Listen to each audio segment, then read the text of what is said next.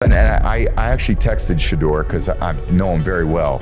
And I said, dude, like whatever happens, wherever you go, like that's your first day. Day 2 matters more than the draft. I was 199. Yeah. So who could speak on it better than me? Like what that really means. You think Shedeur Sanders ever starts a game for the Cleveland Browns? I don't believe he starts a game this year, obviously barring injury, which is the conversation you and I had. And if he doesn't get an opportunity to start a game this year because of injury and show something different than he was able to show this preseason, I don't believe they view him as a franchise builder, a franchise starter. I know where I kind of want them to go.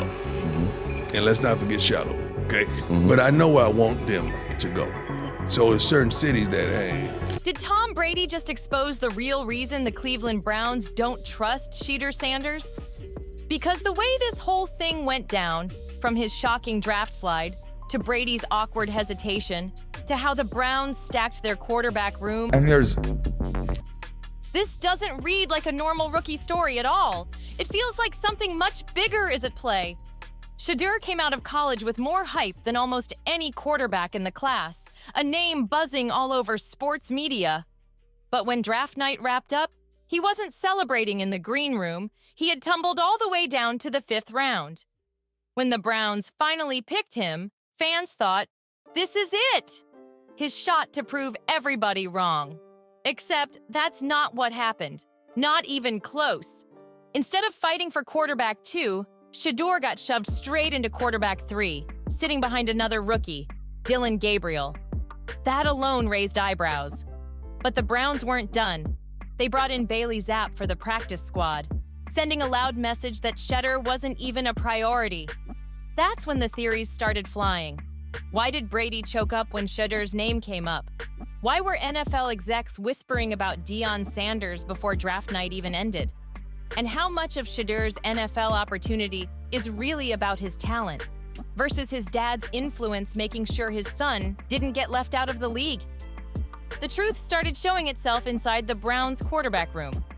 Preseason looked simple. Shedeur versus Dillon Gabriel, 2 rookies, 1 backup spot behind Joe Flacco. But the Browns didn't even hesitate. Gabriel locked down quarterback 2, and Shedeur got pushed to quarterback 3 without a fight. Huge red flag. If Cleveland actually believed Shedeur had the star potential his dad keeps selling, why would they crown Gabriel over him so quickly? Then came the preseason finale, where the disrespect went public. Late in the 4th quarter, coach Kevin Stefanski pulled Shedeur and threw in Tyler Huntley for the 2-minute drill. To fans, it looked crystal clear. The Browns weren't even trying to give Shedeur a chance to shine. And if that's how they treat him in meaningless preseason, what do you think will happen when real games are on the line? Which is exactly why Tom Brady's comments about Shedeur hit harder than they looked on the surface.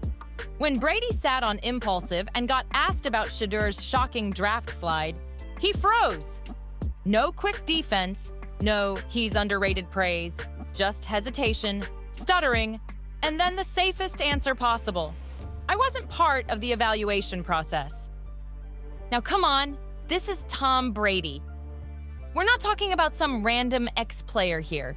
Brady is a part owner of the Raiders. He's close to Shedeur personally. NFL GMs actually value his input when it comes to quarterbacks. If anyone could have vouched for Shedeur, it was Brady. And the fact that he didn't? That silence was loud.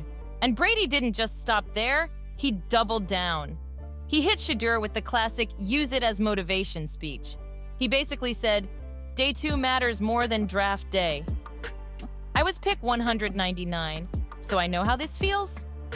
On paper, it sounds inspiring, but in reality, it felt more like a warning. Translation: you're not special. Nothing will be handed to you.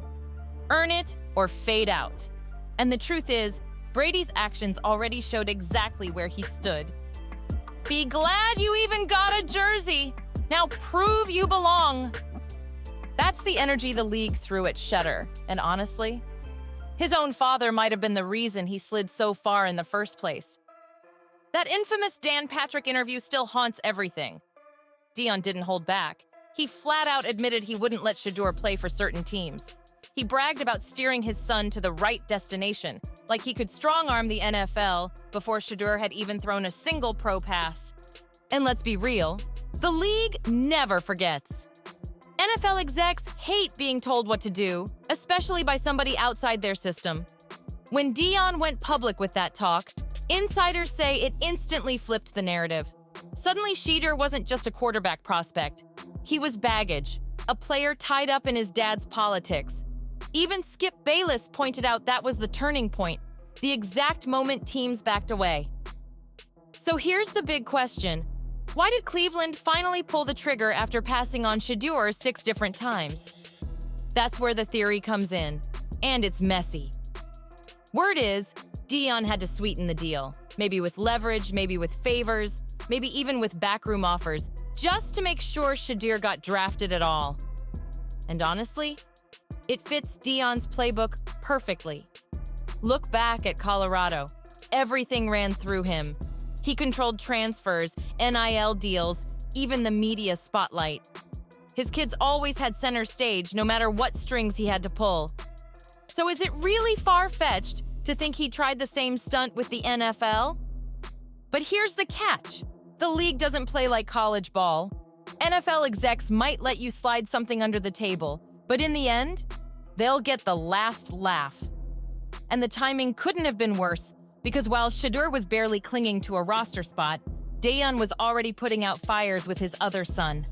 Shedeur Sanders had just blown his shot in Tampa Bay, cut by the Buccaneers after getting ejected for punching another player in the final preseason game.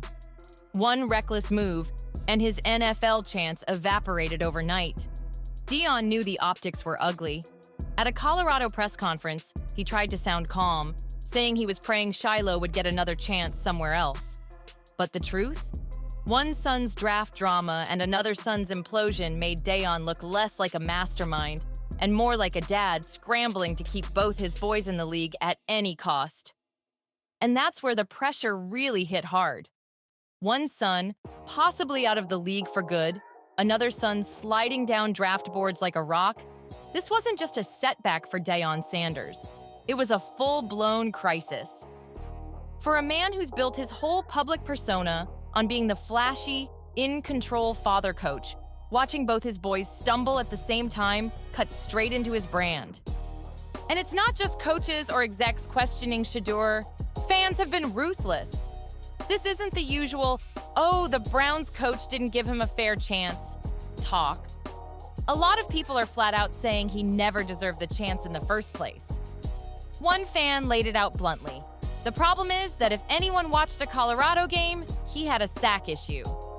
He holds the ball too long, trying to be a hero instead of making the smart play. That's the knock that's followed him for years. Instead of hitting the safe throw, he waits for the highlight. And in the NFL, that's not exciting, that's reckless. Another fan dug straight into the receipts. "I've been saying this since before his draft slide. He went 13-12 at Colorado, even with Travis Hunter. Bro was never an early round pick. And honestly, that one stings. If you can't dominate with one of the most electric two-way players in the country on your squad, why would NFL teams spend a high pick on you?" Some fans didn't even bother with stats. They went straight for the jugular. One said, "Shedeur should quit football immediately and start a career in politics," basically claiming his hype and popularity are louder than his actual game, but the comment that cut deepest. If his name weren't Sanders, he would have been cut already. And that's the dagger, because it ties right back to the whole bribe theory. Fans see it too. They don't think Shedeur's here because of raw talent. They think he's here because Deion forced the league's hand to keep his kid on a roster, which leaves the NFL in an ugly spot. Now it's not just about Shedeur failing. It's about Deion's whole image crashing down. Execs never wanted to reward Deion for trying to manipulate the process, and they sure weren't about to hand Shedeur special treatment just because of his last name. And here's the part people keep missing. Tom Brady knew it too. That's why his "use it as motivation" line hit so different. It wasn't encouragement, it was a warning. He wasn't trying to lift Shedeur up. He was spelling it out. This league doesn't play favorites. If you don't perform, you vanish. Simple as that.